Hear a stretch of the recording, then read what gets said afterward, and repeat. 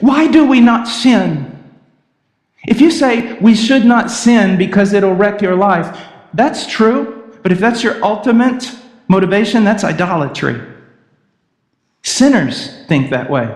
Self-preservation. I will not sin because it will harm me.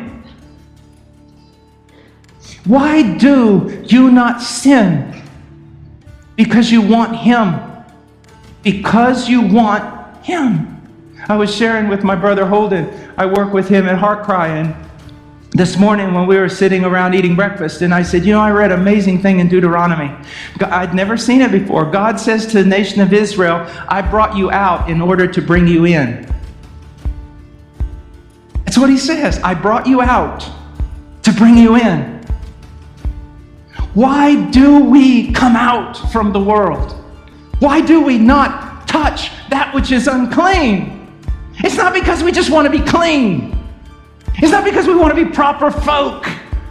If that's the case, go be part of a Pride and Prejudice cast. That's not why we do it. Why do we do it? We come out because we want to come in. We come away because we want to be with Him. I hear these songs so often, these songs about heaven and streets of gold and gates of pearl and all these different... I could care less. I just want Him.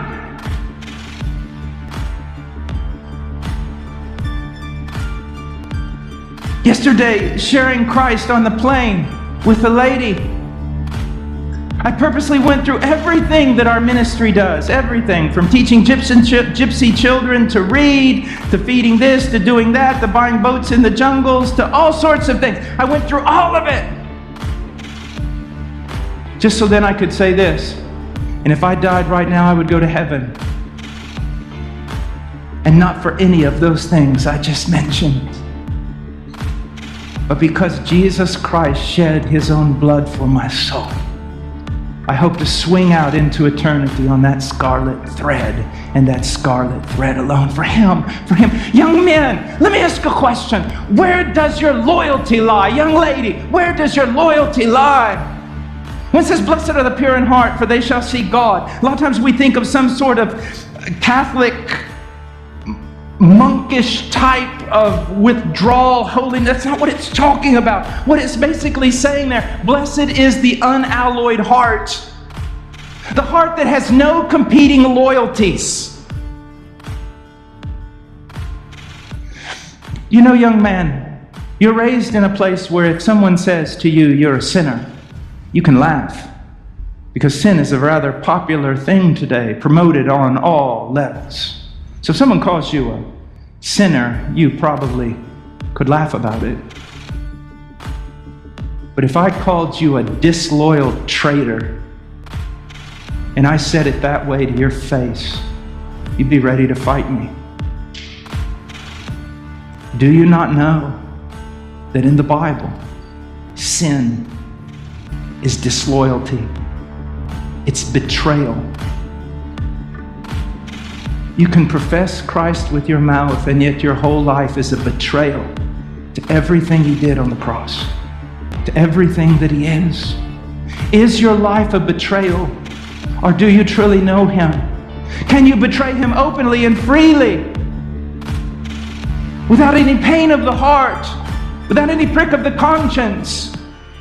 Or when you betray Him, and we all do, because there is no man who does not sin, does it crush you as Peter was crushed the night of his betrayal?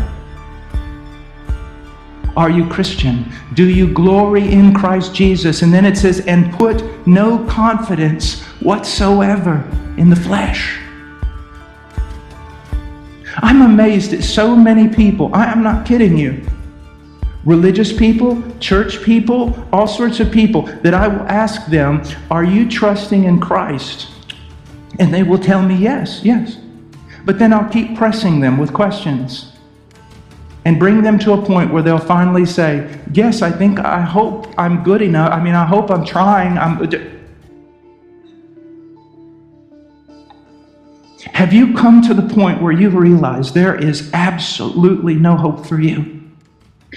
And that the consequences for that hopelessness is devastating. It's eternal. One of the greatest sins that we commit as men against our wives, that for any moment that our wife becomes commonplace, we've sinned. You see, to have something so special that the first time your wife laid eyes on you and you laid eyes on her in that one special holy moment, and you felt like your heart was going to bust out of your chest and even dance. And then 2 years later, you go out to the car and she's standing by the door, and you get in the car and wondering why she doesn't open the door and get in the car. And that's sin. That's sin. But we do the same thing with God, Christian. I mean, there are people in Iran in this moment that are in prison in Iran, suffering in horrible prison, that if they could break out for a few seconds and been here this morning, what would it have been like for them? And I'm not trying to hurt you. I'm saying I have the same problem. But listen, one of the marks of true Christianity is that we worship.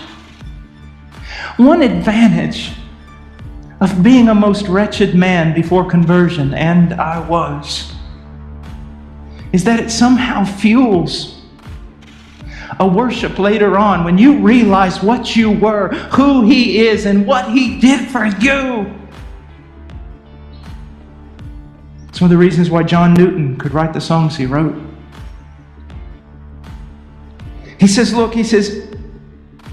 we are true circumcision. We are true Christians who worship in the Spirit of God. This is not just discipline. It's not just force. It is a supernatural work of the Spirit in every child of God that He promotes worship in that child. He promotes worship. Is the Spirit of God working in your heart, promoting worship, leading you to greater worship? And then he goes on and he says this: we're the true circumcision who worship in the Spirit of God and glory in Christ Jesus.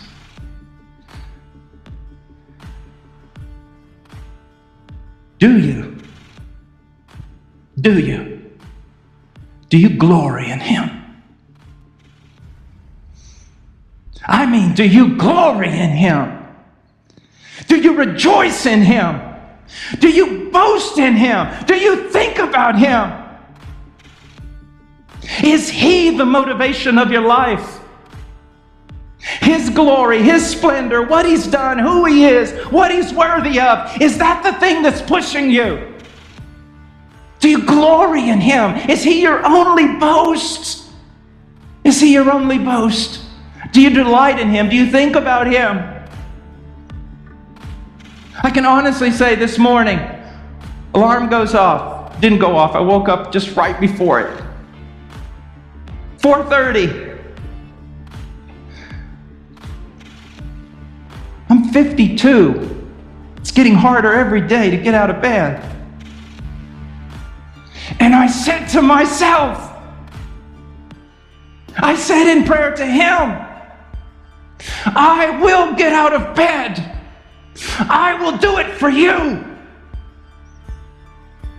I will not do it for those students. I will not do it for, I will do it for you. I will get out of bed for you. Is that your life? I will do it for you. I will do it for you.